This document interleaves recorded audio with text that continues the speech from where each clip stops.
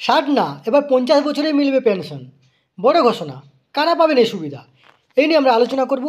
তার আগে অবশ্যই আপনারা আমার চ্যানেলটি সাবস্ক্রাইব করবেন। তা আসুন আমরা দেখি নিউজ 18 বাংলাতে এই ঘোষণা সম্পর্কে লিখেছে। তাহলে এখানে লিখেছে, দেখুন,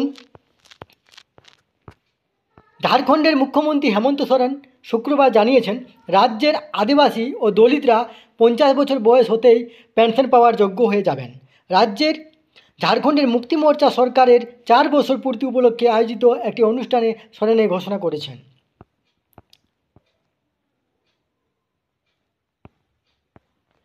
সোরেন আরও জানিয়েছেন, 2000 সালে ঝাড়খণ্ড রাজ্য তৈরি হওয়ার পর গত 20 বছরে পেনশনভোগীদের সংখ্যা মাত্র 16 লক্ষ ছিল, কিন্তু তাদের সরকার সুবিধাভোগীদের সংখ্যা বাড়িয়ে এখন 36 লক্ষ করেছে।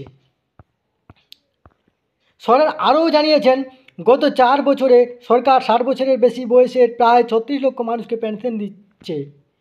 এর মধ্যে 18 বছরের বেশি বয়সের বিধবা ও বিশেষভাবে সক্ষম ব্যক্তিরা রয়েছেন। তিনি আরও জানিয়েছেন, সরকার জনকল্যাণের জন্য বিপুলভাবে কাজ করছে এবং এর জন্য একাধিক যোজনা নিয়ে এসেছে।